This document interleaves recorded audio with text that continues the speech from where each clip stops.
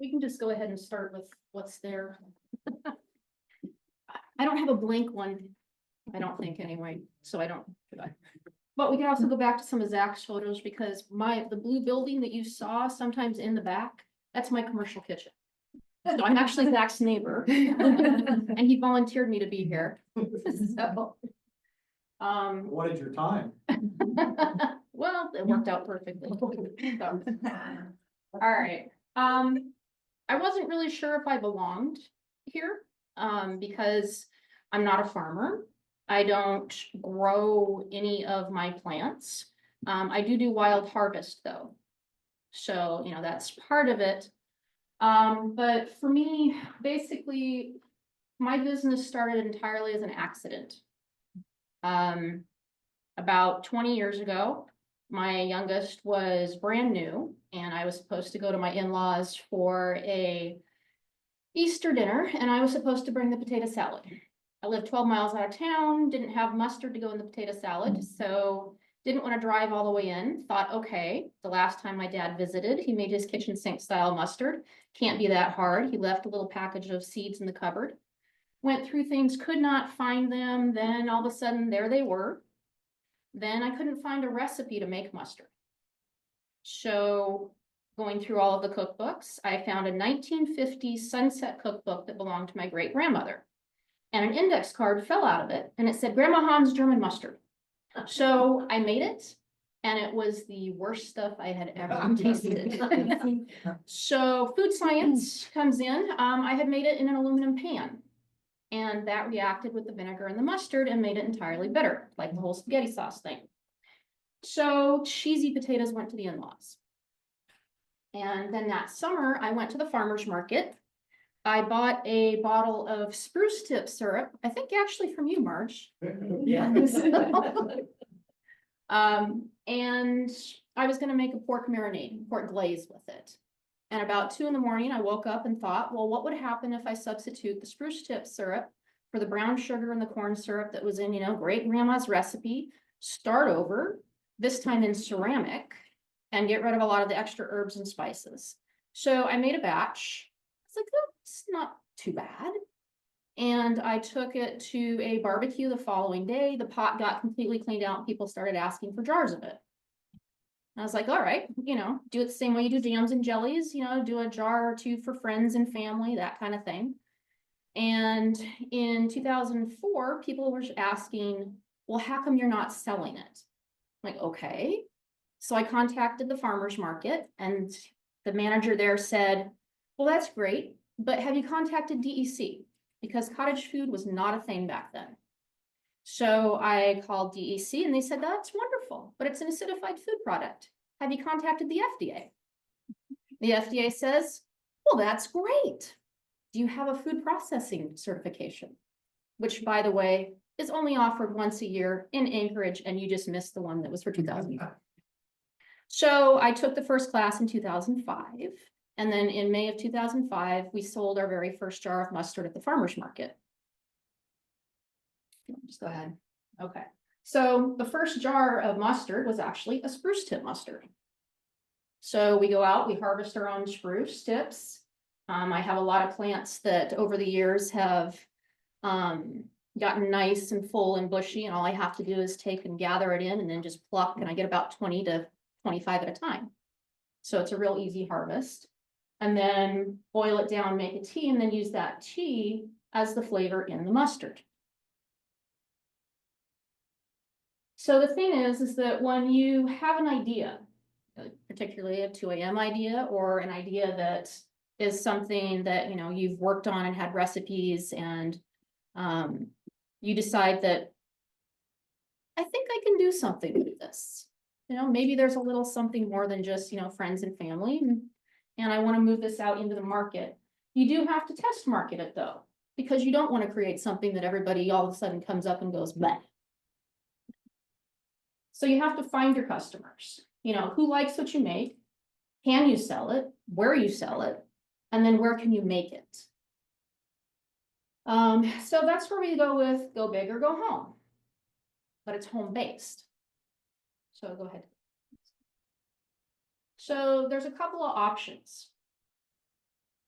In 2012, that was the start of the cottage food rules, where you were allowed to do more than just home baking and home jellies and things, and that you were allowed to make other items in your home and sell them, but it had to be specifically labeled that, you know, it's not an inspected kitchen, etc. The thing is, for me, I never had that option. I had to go immediately to a commercial kitchen, DEC inspections. Go ahead to the next one. And it comes with quite a bit. See, Zach's just right on the other side.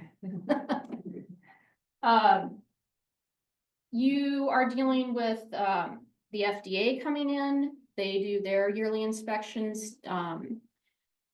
You have scheduled processes. That's also part of like the HACCP plans, where you have to take your recipe to the gram. And when you produce, it has to be exactly the same every time, because your pH levels have to be exactly the same, because you got to create a shelf stable product. There is the certifications, there is the testing. If you are just doing cottage food and you want to say have DEC test something for you, you can. They've got pH meters and things, and they'll be kind of helpful with that with their labs. But if you want to go to the next step, you have to send it off to somebody who can approve your scheduled process. And that is, again, the recipe, how you make it, the shelf stability. And Alaska is really lucky because we have UAF, and the fisheries department has a lab in Kodiak. And at this point in time, they are not charging to do any testing. So you can actually send all of that down there. The only thing is there is a wait time, because a lot of time they're inundated with shrimp and other things coming in. And so because they're not charging for it, you're kind of at the mercy of their schedule. But once they complete that paperwork, send it back and say, hey, your product is good. It's going to be okay to do. You can go for it. Then you have to actually also file with the FDA. I've ran into a couple problems throughout the years where if there's a government shutdown or something, it took 6 months to actually run a recipe through them, where I file it on you have an account online with the FDA, and you file everything into it, including the paperwork from the lab, all of that, and then you just wait for them to go through and approve that particular product. The interesting thing about it too, which is actually quite frustrating, is while the guys in Kodiak are like, hey, this is great to do in a 2-ounce bottle, a 6-ounce bottle, a 2-gallon bucket, the FDA wants you to test in every size that you want to sell. So I have a couple of restaurants that want to buy it in a 2-gallon bucket. I have to sacrifice 2 gallons of mustard or 2 gallons of barbecue sauce to the lab gods. And they are actually okay with that because they happen to have a barbecue grill right out back. Because, you know, hey, they got fish, they got shrimp coming in, they got barbecue sauce, they got mustard. They're happy to test. Well, more ways than one. The other thing is, in my situation, I'm also required to fill out bioterrorism forms, because I have to be able to prove that nobody has come in and adulterated my product. You know, food safety. They want to know, do you know who's coming into your kitchen? You know, is it safe? Are you leaving them unattended at any point in time? Are you renting your kitchen? Are you supervising if you're renting? Which is one of the reasons why I don't rent space. I'll rent myself and I'll rent myself to make products for other people, but it's not where I'm just turning them loose in my kitchen. You know, so it's like if they want to use my kitchen, they're also utilizing me as labor at the time, but also under supervision and using my certification to be able to sign off on their product. Because every time I make something, I have to write out all of the ingredients that came in, all of their lot codes, expiration dates, recall codes, and then test the product, and then do a second testing of it within 24 hours post afterwards. before I allow it to be released from my facility. So I mean, there's a lot more to it than I had anticipated in the very beginning, but we jumped through every hoop. So this is kind of what we've got going on currently. I used to be, the very first year I was in a small rental kitchen. They had a catering business, and I wound up having to basically clean their kitchen for 2 hours before I could make my stuff. Because I had to make sure that there was nothing that was going to be cross-contaminating, and I'd come in and there'd be dirty dishes in the sink and things, and so I had to start from scratch. Then for 6 years, we were out at the Silver Gulch Brewery. And so I had my own space out there that I was leasing. I had 2 kettles that were 40 gallons. In 2010, we moved in next to, well, you guys weren't there quite yet, but next to Zach. And we renovated an old towing yard into a commercial kitchen. And so this entire place here, this was originally gravel just inside. So we had to do everything, like build a space inside to do a 900 square foot kitchen plus like warehouse space and things. And so if you are going to be doing anything that's kind of a bigger production, I highly recommend a sloped floor and a drain, FRP up to at least 8 feet, so you can just hose everything down. It makes things a lot simpler. But these are currently 2 60-gallon kettles, and this is an 80-gallon kettle. The 80-gallon kettle is actually 3-phase. Our kitchen does not have 3-phase. The folks next to us, not Zach, one of the other places over took kind of the majority of the electric, and so what we wound up doing was a conversion system. So I actually have a wrong generator that converts our 220 into 3-phase during the time that I need to use that equipment. And so I can just flip the switch, turn it on. And so the way that we wired the electrical is that all 3 pieces of equipment that have 3-phase, they can't run simultaneously, but they can run separately, but we just have to change it out on the switch on the wall. And so that saves us and keeps our electric use. The highest electricity bill I've had in the last, 12 years there has been $325. So that's not too bad considering. This is a piston filling machine. And so if it's a barbecue sauce, you can actually take a hose from the bottom of the kettle that comes up and then goes in through here and then will automatically fill into this machine. And so I'm able to just push the foot pedal and it fills in exactly 7 ounces, etc. This is our labeling machine. It doesn't print labels, but it does put them on, and they go through a heat tunnel. They come through, the labels spin on, and it spits out at the end. Her name is Lucy because we've had a lot of I Love Lucy moments as things go creating off the end. So, when you are doing items, there's a difference between liquid bottling and dry bottling. The FDA is involved big time in liquid bottling. They don't really particularly care about any of our dry bottling. They don't particularly look at that at all. They're only concerned about the foods that are acidified. So again, the barbecue sauces, the mustards, those kind of things.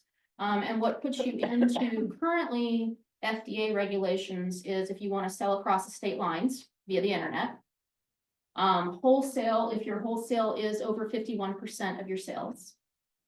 That also kind of puts you into their, crosshairs. And so then you get into issues of, like I said, there's the bottling, the packaging. You have to choose, do you want glass jars and bottles? Do you want plastic jars, bottles? And I'm sure you guys have seen some of the barbecue sauce that comes in plastic bags. Those are really lightweight to get up here. For me, I'm trying to use a little less plastic, and so I do still stick with the heavier glass. Also, plastic can kind of impart a little bit of a flavor sometimes when you've got an acidified product. If people are using it fast enough, it's not so much of an issue, but I tend to just kind of stick traditionally with glass. We had these bottles here though are plastic, with the caps and things. Those are lightweight. For the spices, it doesn't really matter. During COVID, we had an issue where we couldn't get the caps. And so we wound up going with the pouches for a while, just as kind of a secondary option. The other thing is closures and safety seals, making sure that when your product's going out, the customer feels like nobody's ever opened that before. You know, and then there's a lot more confidence instilled if there's a safety seal or even just a heat seal across the top. Labels, we do have a lot of labeling companies in the state. Some do small scale, some can do some larger scale. The machine that we have particularly needs them put on a roll. So they have to be, I can't just get sheets and do it. If I want to put it on the machine, it has to be on a roll that will spin out and go around. There isn't really anybody in Fairbanks who can do that. And so we've actually finally purchased our own labeling machine, which is kind of a game changer for us, because I can put them onto rolls for myself. This particular label right here on the mustard, if I fold it in half, I can put it onto our organic sugars. So it allows us to make other changes, sizing. If anything changes ingredient wise, I can change that. The other thing is making your own. Originally, see the one at the far end over there, that's just a basic print on a shipping label. So it's not waterproof. But I'm allowed to do that because we're not doing, millions of dollars in business. So I'm able to print it a variety of ways to be able to get it at least out. And then as it earns its keep, I can afford to then put it into a shiny fancy label that has a little more to it.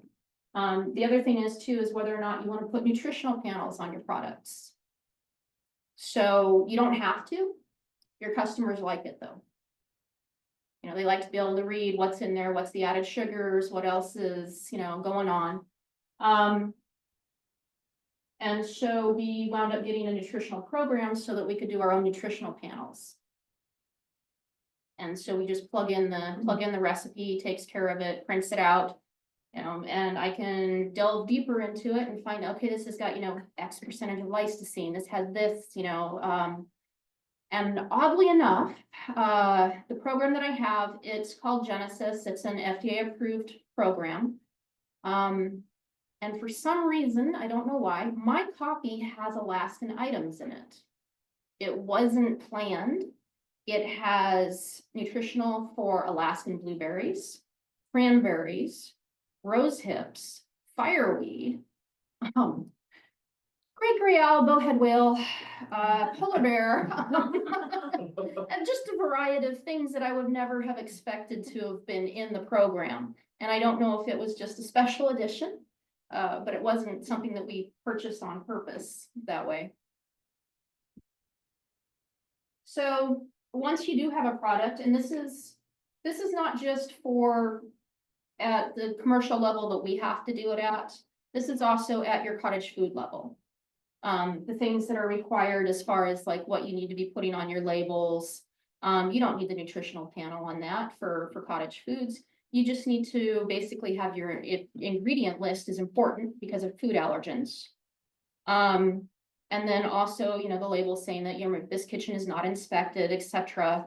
Complying with those DEC regulations. But then it does limit where you can sell. So if you go the extra step, then you can sell wholesale to any store. Like I said, you can sell online across the state lines. And it does open up a bit more of, a consumer base. So, but when you're starting small, the big thing is the farmer's market is the perfect place to start. That's also a great place to incubate and test any products. Unfortunately for me, I can't really test a product there. I can test spices there, no problem. But in order for me to have something in the jar mustard wise, I still have to go through all of the regulations, the certifications, and the testing of the product before I can have it at the market to test, sell it. I can't, they don't back me into cottage foods. They don't back me up into that for a product to be able to test something, I kind of have to do it big each time.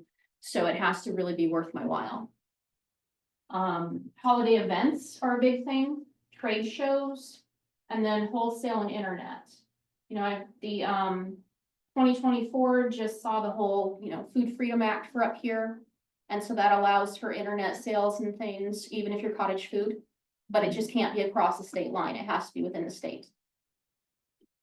Okay. And then retail versus wholesale. If you sell retail, you're gonna make a lot more money on the product. Because when you go to a store that wants to sell it and buy it from you wholesale, they want to buy it at 50% of what you sell it at retail. So when you sell something wholesale, you're making pennies, not dollars. So that's another choice you have to make. Do you want to take your product and only sell it retail directly to your customers? Or do you want to get into having it sold wholesale where you don't have to be there doing the work to sell it, but you're not making as much profit on it? And then coordinating with other companies. So we are kind of in a unique area. I have other companies that I will work with and I'll say, hey, I'm getting up a pallet of glass from such and such a company. Do you want to tag anything onto the shipment? Because the more your shipment weighs, the more of a break you get on it. Especially if you're doing the bigger companies like Carlisle, Span Alaska, those things. I don't know how many of you are aware of the Carlisle, the My Connect. It is absolutely amazing for the small stuff. So for instance, if I have something that I want to get up here and I call the company and I say, okay, you have a box, it's about this big, full of plastic bottles that I want to ship up, but it's going to cost almost $200 to FedEx it or UPS it up here. I can have them send it for $20 to the Seattle area, to Carlisle. And then through my account there, it comes up a week later on the barge for $44.66. So it's where you're cutting back a big amount of shipping. You can also ship things that are awkward, batteries and things that perhaps you can't ship through the US Postal Service and things like that. So the My Connect has been really nice for getting up just smaller things where I just kind of in an emergency need a box of caps or a box of this. So okay. You want a couple more minutes? Yeah, that's okay. Okay. I'm pretty much, like I said, I'm short.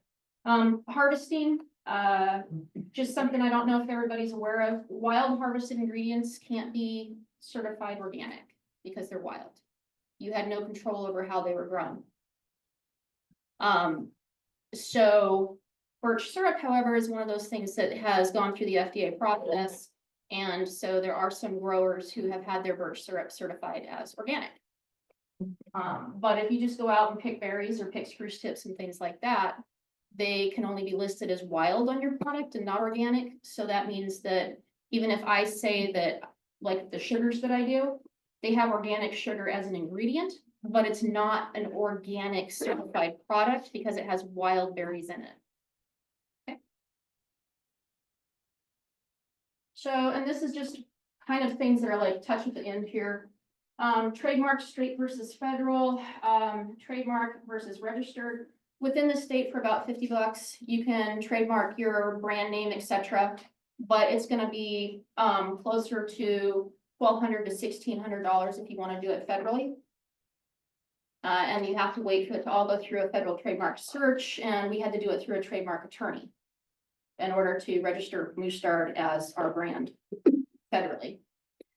Then there's proprietary rights. So if some other business had been selling it, say in Vermont, under the Moosetard name before I was, and before I had a sale in Vermont, and before I registered, they would get it for the state. So it's always good to, if you're going to do a brand name, if you're going to do a business name or anything like that, don't just think that, oh, this is a fabulous idea, I love this name. Research it, make sure nobody else has it, because there's a lot of times where if you come up with a name, it may be a great name, but somebody might already own it. And, they're not going to, most of them aren't going to come after you like the way Disney does, but it can cause some problems. Especially when you're looking at websites and things like that. And then just kind of different ways of taking money, and different ways of selling, do your own website, do Squarespace, do Etsy, do PayPal, Facebook Marketplace, just different ways that you can market your products. And just, research them. Some of them, Etsy unfortunately will nickel and dime you to death. They have lots and lots of little fees that they like to tack on. Like, we just sold a $16 item for you, but we just charged you $6 finder fee because we sent the customer to you. So there's things that can be a little bit difficult. Kasha, we have a thing going on downstairs. Everybody gets a ticket. There's a couple drinks on, I don't know who helped sponsor this. But I really want you to stay around, and Zach too. You guys were awesome. Thank you so much.